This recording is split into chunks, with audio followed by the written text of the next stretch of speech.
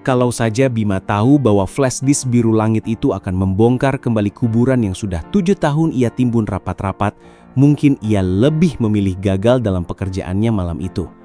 Tapi takdir seringkali datang tanpa permisi, menyelinap lewat benda-benda paling sepele. Jam di dinding ruang kerja Bima sudah menunjuk lewat tengah malam. Aroma kopi yang sudah dingin menemani kepalanya yang pening. Di luar, Jakarta baru saja selesai diguyur hujan, meninggalkan bau tanah basah yang khas. Bima menghela napas panjang, menatap layar laptopnya yang padam total. Sial. Padahal besok pagi adalah presentasi paling penting dalam hidupnya, penentu nasib kantor arsitek kecil yang ia bangun dari nol. Satu-satunya harapan ada di flash disk hitam pekat miliknya, tempat ia menyimpan data cadangan. Dengan sedikit harapan, ia membuka laci, mencari benda kecil itu. Tapi yang ia temukan bukan miliknya. Di sana tergeletak sebuah flash disk biru langit. Bima mengerutkan kening. Mungkin tertukar di tempat fotokopi tadi sore. Pak Udin memang sudah tua, sering sekali keliru. Bima hampir saja melemparnya ke meja, berniat mengurusnya besok. Tapi matanya tak sengaja menangkap satu folder dengan nama yang membuat jantungnya seakan berhenti berdetak. Surat untuk Mas Bima yang tak pernah terkirim. Deg, dunia Bima seakan runtuh dalam sekejap. Nama itu, panggilan itu, hanya satu orang di dunia ini yang memanggilnya seperti itu. Dengan tangan yang mulai gemetar, logika dan etika seakan menguap. Rasa penasaran bercampur dengan rindu dan amarah yang terpendam mengambil alih. Ia harus tahu. Ia mengklik folder itu. Di dalamnya ada puluhan file audio, masing-masing diberi tanggal. Tahun 2017, 2018, 2019. Tangannya bergerak sendiri, mengklik file paling awal. Bukan musik yang terdengar, bukan pula ketikan keyboard, tapi suara isak tangis seorang wanita. Suara yang parau, penuh luka, namun begitu ia kenal. Suara yang selama 7 tahun ini mati-matian ia coba kubur dalam-dalam. Suara Naila. Kemudian di sela isak tangisnya, sebuah kalimat terucap. Kalimat yang seperti palu godam menghantam dada Bima membuatnya sulit bernapas. Mas, kalau saja waktu itu aku tidak pergi, apa Mentari masih ada bersama kita sekarang? Flash disk itu jatuh dari genggaman Bima membentur lantai kayu dengan suara pelan yang terasa memekakkan telinga. Mentari? Bukankah Mentari, putrinya yang berusia 7 tahun sedang tidur pulas di kamarnya saat ini? Anak perempuan yang menjadi satu-satunya alasan Bima untuk tetap bernafas, untuk tetap berjuang. Lalu, Mentari siapa yang dimaksud oleh Naila? Napas Bima tercekat. Luka yang ia kira sudah kering, kini kembali menganga. Berdarah lebih hebat dari sebelumnya. Siapakah wanita di balik suara parau itu yang ternyata adalah mantan istrinya? Kenapa ia meninggalkan Bima 7 tahun lalu dengan alasan yang Bima yakini adalah keegoisan? Dan yang paling penting, rahasia besar apa yang tersimpan di dalam flash disk biru ini yang bisa mengancam satu-satunya kebahagiaan yang tersisa dalam hidup Bima? Malam itu, di antara tumpukan kertas desain dan aroma kopi dingin, Bima tahu hidupnya tidak akan pernah sama lagi. Terima kasih yang sudah subscribe dan like. Saya doain hari ini mendapatkan rezeki yang melimpah dan disembuhkan dari segala penyakit. Jangan lupa absen di kolom komentar. Dari daerah mana saja kamu menonton video ini? Tapi sebelum badai itu datang, sebelum flash disk biru itu merusak ketenangan yang Bima bangun dengan susah payah, hidupnya berjalan dalam sebuah ritme yang sederhana. Pukul 5 pagi, alarm di ponselnya yang layarnya sudah retak 1000 akan berbunyi. Bima akan mematikannya dengan cepat, agar tidak membangunkan malaikat kecilnya yang tidur di kamar sebelah. Rumah kontrakan 2 petak itu tidak besar, tapi cukup untuk menampung semua dunianya. Dunianya adalah Mentari.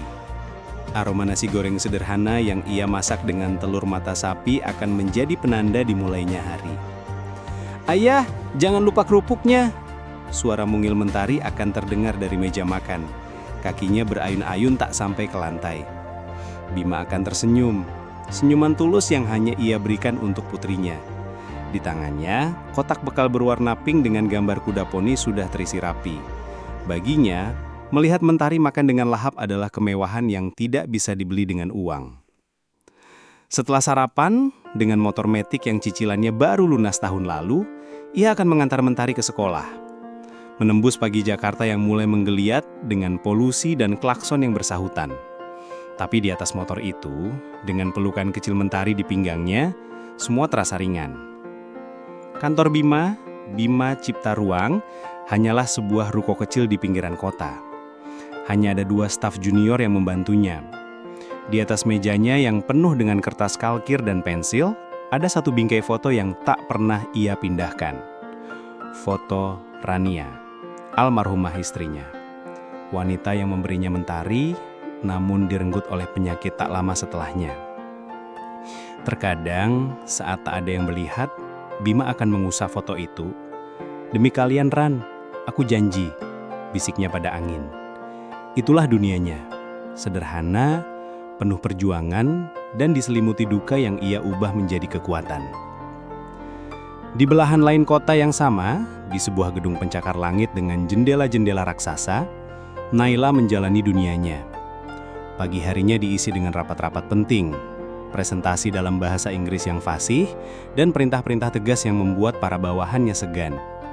Ia adalah gambaran wanita karir yang sukses. Pakaiannya mahal, parfumnya berkelas, dan tas tangannya bisa membeli motor Bima 10 kali lipat. Tapi saat malam tiba dan ia kembali ke apartemennya yang mewah dan minimalis, semua kemegahan itu terasa hampa. Hanya ada gema langkah kakinya sendiri di lantai marmer yang dingin. Tidak ada suara tawa anak kecil, tidak ada aroma nasi goreng, hanya kesunyian. Di laci meja riasnya yang terbuat dari kayu jati mahal, tersembunyi sebuah kotak beludu kecil. Di dalamnya, sebuah foto pernikahan yang sudah sedikit kusam. Foto dirinya dan Bima, 7 tahun yang lalu. Keduanya tertawa lepas, mata mereka berbinar penuh cinta dan harapan. Terkadang saat rasa sepi itu sudah tak tertahankan, Naila akan mengeluarkan foto itu. Jarinya akan mengusap wajah Bima di foto itu, dan setetes air mata jatuh tanpa bisa ia cegah. "Seandainya," bisiknya pada keheningan apartemen. Lalu ia akan menyimpannya kembali, memakai topeng ketangguhannya lagi dan melanjutkan hidup. Dua dunia itu, dunia Bima yang sederhana dan hangat, serta dunia Naila yang mewah namun dingin, tidak pernah bersinggungan. Mereka hidup di kota yang sama, namun terpisah oleh jurang kenangan dan luka. Satu-satunya titik temu mereka yang tidak disadari adalah kios fotokopi kecil milik Pak Udin. "Berkah Jaya," begitu tulisan di spanduknya yang sudah pudar. Sebuah tempat sempit dengan suara mesin fotokopi yang berisik dan bau kertas yang khas. Pak Udin, seorang bapak tua yang ramah namun pelupa, seringkali menumpuk flash disk pelanggan di satu wadah yang sama. Ia tidak pernah menyangka, kebiasaan sederhananya itu, suatu hari nanti akan menjadi awal dari badai yang akan menyatukan kembali dua dunia yang telah lama terpisah. Kesempatan itu datang seperti secercah cahaya di ujung terowongan yang gelap. Sebuah tender proyek resort di Bali. Bagi firma arsitek kecil milik Bima, ini bukan sekedar pekerjaan. Ini adalah lompatan besar. Sebuah pembuktian bahwa Bima Cipta Ruang bisa bersaing dengan nama-nama besar di industri. Selama 2 minggu, Bima dan timnya bekerja siang malam. Ruang kantor yang sempit itu penuh dengan aroma kopi kental, suara ketikan keyboard yang tak henti, dan tumpukan sketsa yang berserakan. Bima sendiri hampir tidak tidur. Matanya merah, tapi semangatnya menyala-nyala. Ini demi masa depan Mentari. Malam sebelum hari H, saat semua file presentasi final sudah rampung, petir itu menyambar. Laptop tua kesayangannya, saksi bisu perjuangannya selama ini, tiba-tiba padam. Layarnya hitam pekat, tak merespon sama sekali. "Sial," umpat Bima, tangannya memukul meja dengan frustasi. Kepanikan dingin mulai menjalari punggungnya. Semua kerja keras 2 minggu ini ada di dalam sana. "Tenang, Pak. Kan Bapak bilang sudah ada backup di flash disk." Bima tersentak. Benar juga. Ia segera merogoh tasnya. Flash disk hitamnya ada di sana. "Saya harus cetak beberapa gambar denah untuk dilampirkan. Kalian pulang saja, biar saya yang urus." Hujan deras mengguyur Jakarta saat Bima memacu motornya. Pikirannya hanya satu, menemukan tempat fotokopi yang masih buka. Beruntung, dari kejauhan ia melihat lampu neon kios Pak Udin masih menyala. Meski sudah hampir ditarik turun pintu rollingnya. "Pak Udin, tolong Pak, penting banget," seru Bima sambil berlari kecil menembus gerimis. Pak Udin yang sedang membereskan tumpukan kertas tersenyum. "Wah, Mas Bima, tumben malam-malam. Bisa-bisa, sini flash disknya." Di saat yang hampir bersamaan, sebuah mobil sedan mewah berhenti di depan kios. Seorang wanita berpenampilan elegan keluar memayungi dirinya dari sisa-sisa hujan. Wajahnya tampak cemas. Dia adalah Naila. Sebuah panggilan telepon mendadak dari klien penting di Singapura memaksanya merevisi proposal malam itu juga. "Maaf Pak, masih bisa print. Cuma beberapa lembar tapi sangat mendesak," kata Naila dengan nada yang sopan namun terdengar terburu-buru. Kios kecil itu mendadak terasa sesak. Pak Udin, dengan sedikit kebingungan karena kedatangan dua pelanggan sekaligus di waktu hampir tutup, mengambil kedua flash disk itu. Flash disk hitam milik Bima dan flash disk biru langit yang menyimpan 7 tahun rahasia dan penyesalan, kini terletak di saku celana Bima. "Sabar ya, gantian. Bapak-bapak dulu ya Mbak," kata Pak Udin pada Naila, yang hanya mengangguk singkat. Bima dan Naila berdiri di sudut yang berbeda, sama-sama sibuk dengan ponsel mereka masing-masing. Tak ada yang saling pandang. Bima terlalu fokus pada presentasinya besok, sementara Naila sibuk membalas email dari kliennya. Mereka berada di ruangan yang sama, hanya terpisah beberapa langkah. Tapi pikiran dan dunia mereka terpisah sejauh galaksi. Setelah cetakan Bima selesai, ia segera membayar. "Ini Mas," kata Pak Udin sambil menyerahkan tumpukan kertas dan sebuah flash disk. Bima langsung memasukkannya ke saku tanpa memeriksa lagi. "Terima kasih banyak Pak." Tak lama kemudian giliran Naila. Setelah selesai, ia juga membayar dengan tergesa. "Ini Mbak flash disknya." Naila mengambilnya, memasukkannya ke dalam tas mahalnya lalu bergegas kembali ke mobilnya. Di tengah kekacauan dan ketergesaan itu, tak ada yang sadar. Pak Udin telah melakukan kesalahan fatal. Flash disk hitam kini berada di dalam tas Naila, dan flash disk biru langit yang menyimpan 7 tahun rahasia dan penyesalan, kini terletak di saku celana Bima. Bima pulang dengan perasaan lega. Presentasinya selamat. Ia tidak tahu bahwa di dalam sakunya, ia tidak hanya membawa pulang sebuah benda kecil, tapi juga sebuah kotak Pandora yang siap meledakkan dunianya. Sebuah bom waktu yang akan membuka kembali luka, mempertanyakan kebenaran, dan memaksanya berhadapan dengan masa lalu yang ia kira telah mati. Malam itu, saat ia memasukkan flash disk itu ke port USB komputernya, ia sama sekali tidak siap dengan apa yang akan ia temukan. Ruangan kerja Bima terasa dingin, padahal kipas angin sudah ia matikan. Layar laptopnya kini menampilkan daftar file yang terasa begitu asing, namun sekaligus menyakitkan. Folder-folder dengan nama seperti Harapan Pertama, Janji yang Terlupakan, dan yang paling menusuk, Surat untuk Mas Bima yang tak pernah terkirim. Hati seorang arsitek yang terbiasa dengan logika dan garis-garis presisi, kini dipaksa berhadapan dengan labirin emosi yang tak berujung.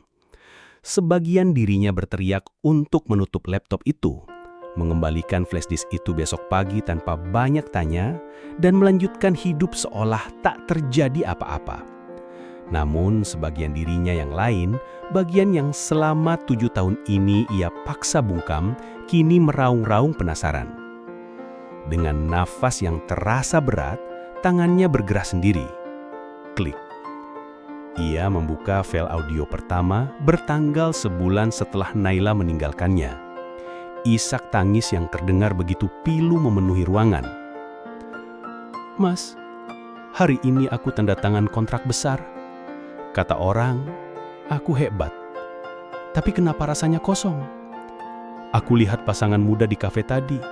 Mereka tertawa sambil memilih nama bayi. Aku langsung lari ke toilet, Mas. Aku nangis. Aku ingat kita." Suara itu terputus oleh isak yang lebih kencang. Bima memejamkan mata, rahangnya memgeras. Amarah yang ia kira sudah padam, kini kembali menyala seperti bara yang ditiup angin. "Egois. Kamu yang memilih pergi demi semua itu, Naila. Kamu yang tidak mau berjuang bersama." Tapi jarinya tak bisa berhenti. Ia mengklik file berikutnya.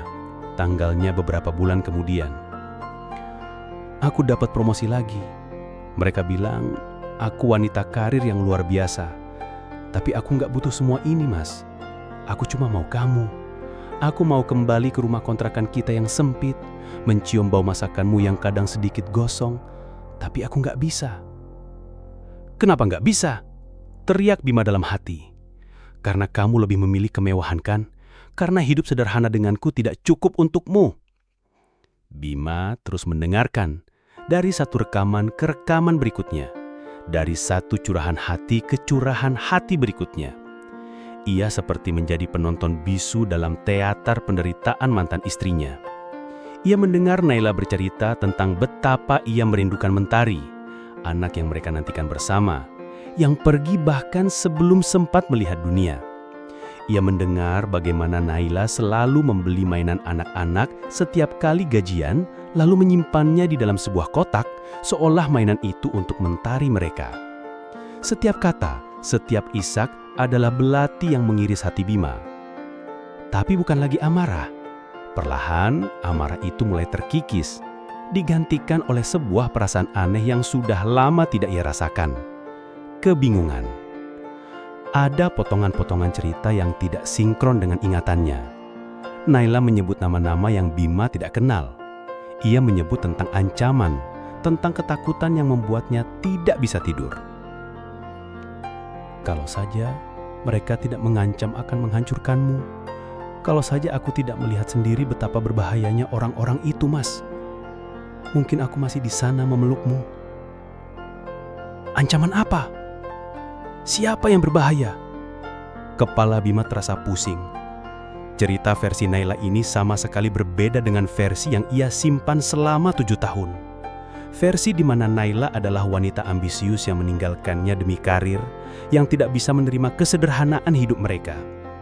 Tangannya berhenti di sebuah file tulisan, bukan audio. Judulnya, Pengakuan yang Tak Akan Pernah Kamu Baca. Dengan jantung berdebar kencang, ia membukanya. Isinya adalah sebuah cerita panjang tentang proyek besar yang pernah Bima tangani sebelum mereka berpisah. Proyek milik seorang pengusaha bernama Tirta Yasa. Bima ingat betul proyek itu. Proyek yang hampir membuatnya bangkrut. Tapi yang tidak ia tahu adalah apa yang terjadi di belakang layar. Naila menulis dengan detail bagaimana Tirta Yasa adalah seorang pria licik yang sering mengancamnya secara halus. Bagaimana suatu hari, Naila tak sengaja mendengar percakapan telepon Tirta Yasa yang berencana menjebak Bima dalam kasus korupsi jika desainnya tidak dimanipulasi sesuai keinginan Tirta Yasa. Aku takut, Mas. Aku tahu kamu orang yang jujur. Kamu tidak akan pernah mau melakukan itu. Tapi aku juga tahu Tirta Yasa bisa melakukan apa saja untuk menghancurkanmu. Satu-satunya cara agar dia berhenti mengganggumu adalah dengan membuatmu terlihat tidak berharga di matanya, dengan membuatmu hancur karena ditinggalkan oleh istrimu. Bima terasa sesak. Jadi, aku pergi, aku ciptakan pertengkaran, aku bilang aku benci hidup sederhana, aku bilang aku lebih memilih karir aku. Sakit, Mas. Setiap kata yang keluar dari mulutku adalah kebohongan yang membunuh hatiku sendiri. Tapi aku harus melakukannya demi kamu.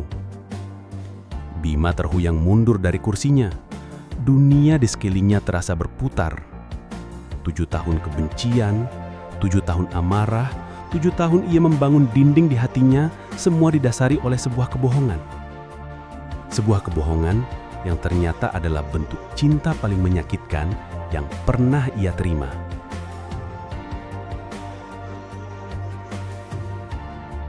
Pagi datang tanpa Bima sadari. Ia tidak tidur sedetik pun. Matanya merah dan bengkak bukan hanya karena kurang istirahat, tapi karena tangis yang akhirnya pecah setelah 7 tahun tertahan. Tangis seorang pria yang menyadari bahwa ia telah salah menilai, salah membenci, dan salah memahami pengorbanan terbesar dari wanita yang pernah ia cintai. Kemarahan yang semalam berkobar kini telah padam, menyisakan abu penyesalan yang pekat. Rasa bersalah menusuknya begitu dalam, membuatnya merasa menjadi pria paling bodoh di dunia. Bagaimana bisa ia tidak melihatnya? Bagaimana bisa ia begitu buta oleh egonya sendiri dan membiarkan Naila menanggung semua beban itu sendirian? Ia harus bertemu Naila. Sekarang juga. Tidak ada lagi keraguan. Ia menyambar kunci motornya, melupakan sejenak presentasi penting yang menantinya. Proyek itu tidak lagi terasa sepenting kebenaran yang baru saja menghantamnya. Dari salah satu dokumen di flash disk itu, ia menemukan alamat kantor Naila, sebuah menara perkantoran megah di jantung distrik bisnis Jakarta. Sebuah dunia yang terasa begitu jauh dari ruko kecilnya. Setibanya di sana, Bima merasa seperti orang asing. Lobi kantor yang dingin dan berkilauan itu terasa mengintimidasinya. Semua orang berjalan cepat, mengenakan setelan mahal dan sepatu mengkilap. Bima dengan kemeja kusut yang ia kenakan semalaman dan mata yang sembab merasa salah tempat. Tapi ia tidak peduli. Ia menghampiri meja resepsionis. "Saya mau bertemu dengan Bu Naila," katanya dengan suara serak. Resepsionis itu menatapnya dari ujung rambut sampai ujung kaki. Sedikit meremehkan. "Sudah ada janji, Pak?" "Bilang saja Bima, dia pasti tahu." Beberapa menit yang terasa seperti selamanya, Bima menunggu. Lalu dari balik pintu kaca itu, sosok itu muncul. Naila, tetap elegan seperti dalam ingatannya, dengan blazer berwarna marun yang pas di tubuhnya. Wajahnya menunjukkan keterjukutan saat melihat Bima berdiri di sana. Dan keterjukutan itu berubah menjadi kepanikan saat ia melihat flash disk biru langit di genggaman tangan Bima. "Kamu?" Suara Naila tercekat. Bima berjalan mendekat, tatapannya tajam, penuh dengan emosi yang campur aduk. Sakit, marah, menyesal, semua menjadi satu. Ia tidak bisa lagi menahannya. "Jadi, ini yang kamu sembunyikan selama ini. 7 tahun Naila. 7 tahun aku membencimu. Aku pikir kamu wanita paling egois di dunia yang meninggalkan suaminya saat sedang berjuang hanya demi karir." Naila mundur selangkah, matanya berkaca-kaca. "Bima, aku bisa jelaskan." "Jelaskan apa lagi?" Bima menaikkan suaranya, membuat beberapa orang di lobi menoleh. "Jelaskan kalau kamu membiarkanku percaya kalau kamu membenciku. Membiarkanku hancur sendirian sementara kamu menanggung semua ini tanpa sepatah kata pun." Ia mengangkat flash disk itu. "Kamu tahu, apa yang paling menyakitkan dari semua ini? Bukan kebohonganmu, tapi kenyataan bahwa aku, suamimu saat itu, tidak cukup kuat untuk melindungimu. Aku begitu naif sampai tidak sadar kamu sedang berkorban untukku." Air mata mulai mengalir di pipi Naila. Topeng wanita karir yang tangguh itu hancur berkeping-keping. Di hadapan Bima, ia kembali menjadi Naila yang rapuh, yang dulu selalu mencari perlindungan di pelukan pria itu.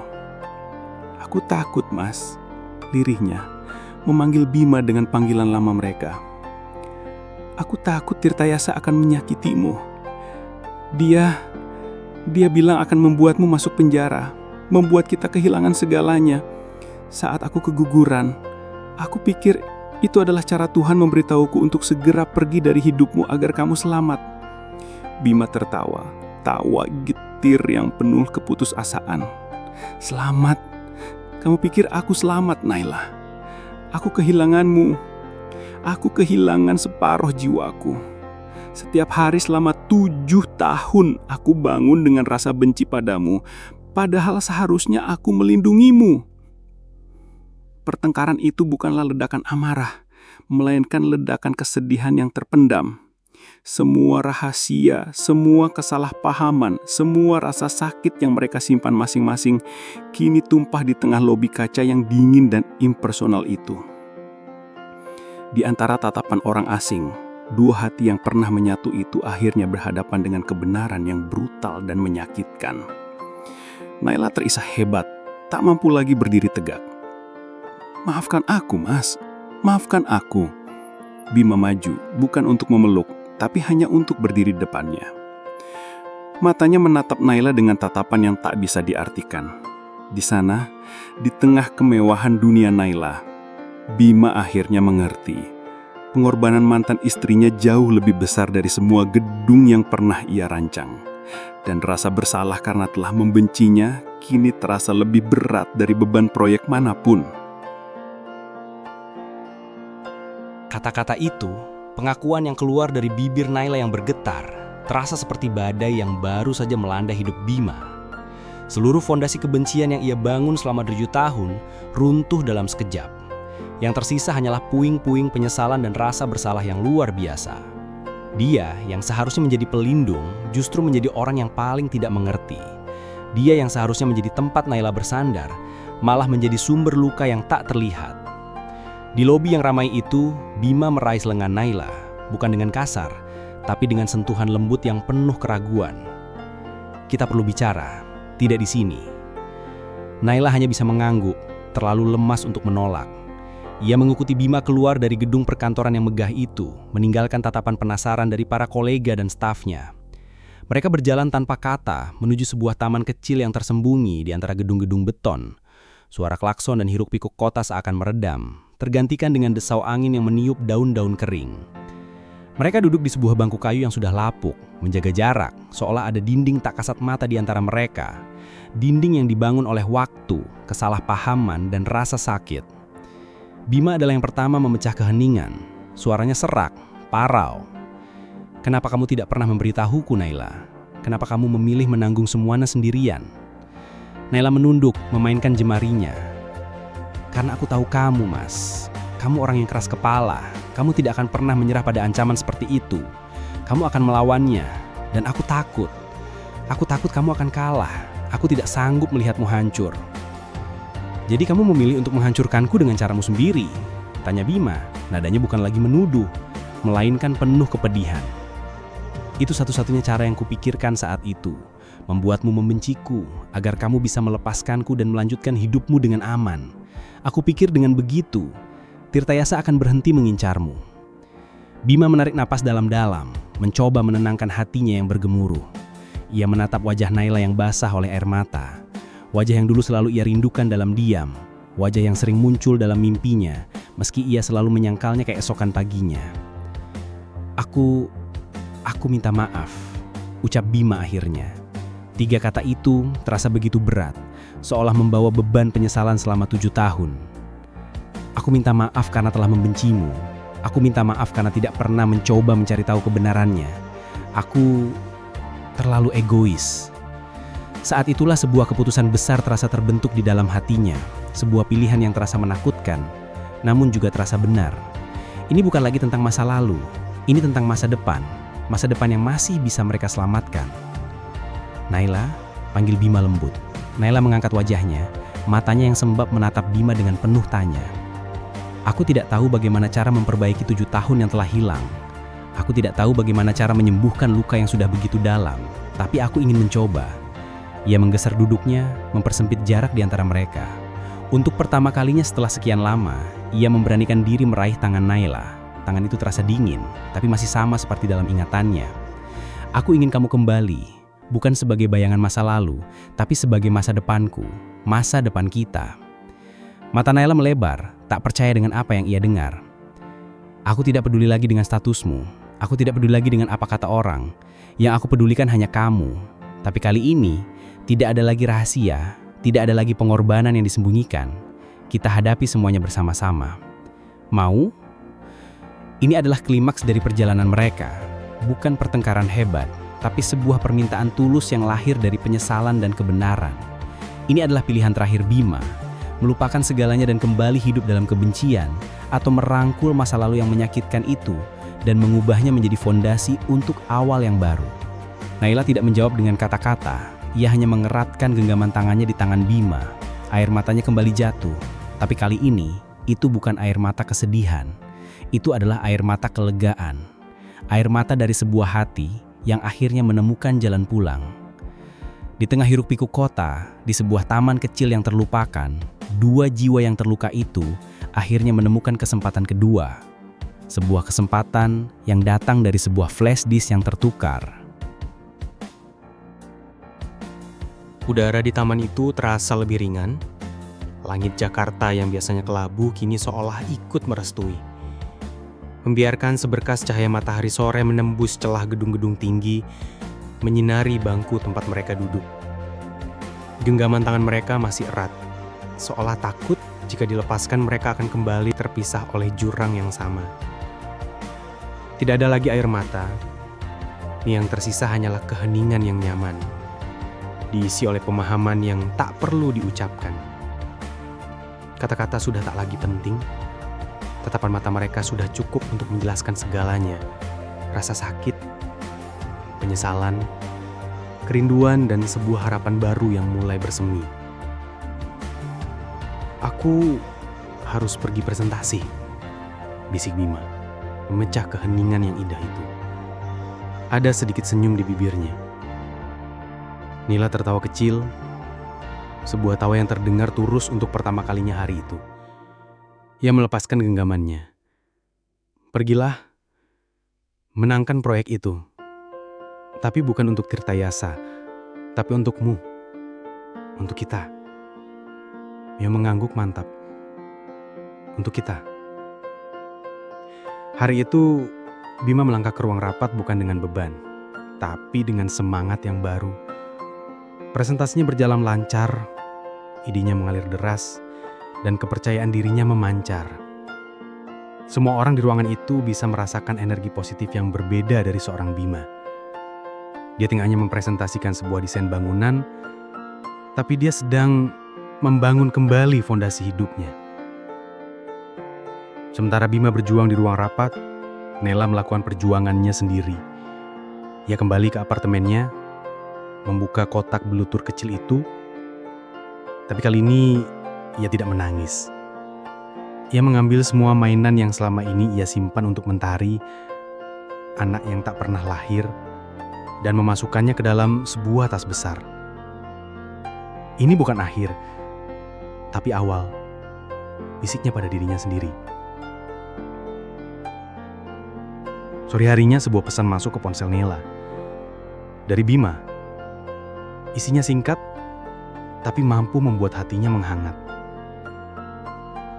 Proyeknya dapat. Mau bertemu malaikat kecilku malam ini? Jantung Nela berdebar kencang. Bertemu Mentari. Anak Bima dengan Rania. Ada sedikit rasa cemburu yang menusuk. Sebuah sisa dari masa lalu. Tapi yang menepisnya, Rania bukanlah saingannya, dan Mentari adalah bagian dari Bima, pria yang ia cintai. Malam itu, di teras rumah kontrakan Bima yang sederhana, pertemuan itu terjadi. Mentari, dengan gaun bergambar kartun dan rambut dikuncir dua, menatap Nela dengan mata bulatnya yang penuh rasa ingin tahu. "Ayah, ini tante cantik yang di foto itu," tanyanya polos, menuju ke sebuah foto kecil Nela yang Bima selipkan di dompetnya, yang ternyata Mentari pernah lihat. Bima dan Nela sama-sama terkejut, lalu tersenyum. "Iya sayang, ini Tante Nela," jawab Bima lembut. Nela berlutut, menyamakan tingginya dengan Mentari. Ia tidak tahu harus berkata apa, tapi kemudian ia mengeluarkan sebuah boneka beruang kecil dari tasnya. Boneka yang ia beli bertahun-tahun lalu. Ini untuk kamu," kata Nika dengan suara sedikit bergetar. Mentari menerima boneka itu dengan mata berbinar. Lalu tanpa diduga, ia memeluk Nela. Pelukan kecil yang hangat dan tulus. "Makasih Tante Nela. Tante mau kan main sama Mentari lagi besok?" Di momen itu, Nela merasa semua bebannya terangkat. Pelukan kecil itu seolah menyembuhkan semua luka dan penyesalannya. Ia membalas pelukan Mentari dengan erat. Air matanya kembali jatuh.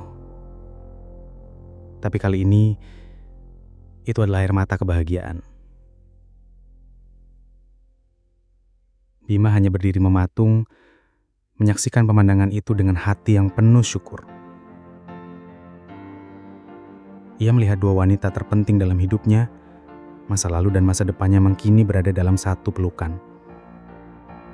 Jembatan di atas reruntuhan masa lalu mereka perlahan mulai terbangun. Jalan di depan mungkin tidak akan mudah. Tapi mereka tahu, selama mereka berjalan bersama, semuanya akan baik-baik saja.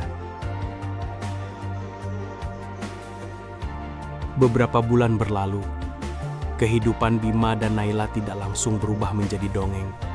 Ada hari-hari canggung, ada malam-malam di mana luka lama masih terasa sedikit nyeri, dan ada saat-saat di mana mereka harus belajar kembali memahami satu sama lain setelah 7 tahun terpisah.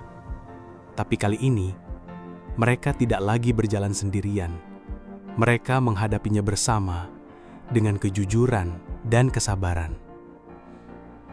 Kios fotokopi Bima tidak lagi hanya sebuah tempat kerja.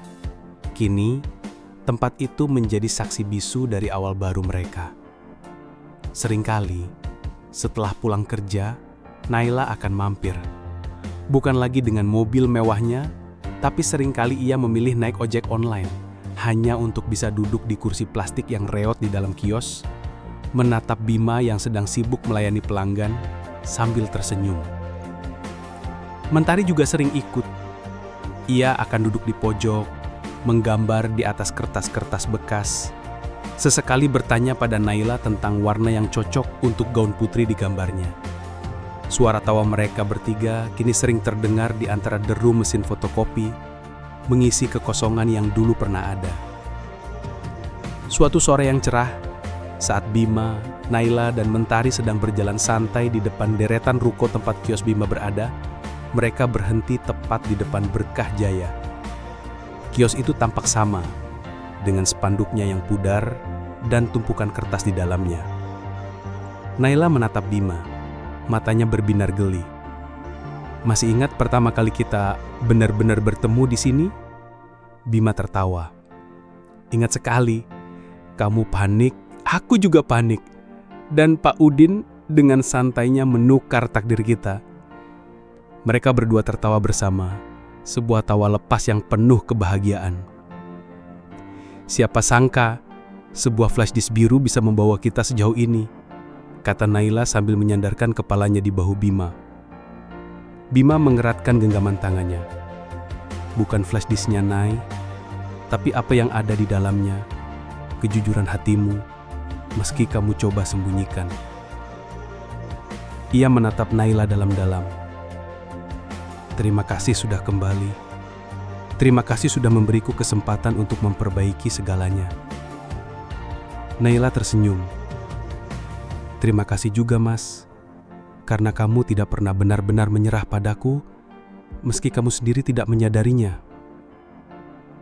Kisah mereka bukanlah kisah cinta yang perfect, jauh dari itu. Kisah mereka penuh dengan luka, kesalahpahaman, dan tahun-tahun yang terbuang sia-sia. Tapi justru dari semua ketidaksempurnaan itulah, cinta mereka tumbuh menjadi lebih kuat, lebih dewasa, dan lebih tulus. Sebuah flash disk yang tertukar di tempat fotokopi sederhana telah membuka kotak Pandora masa lalu.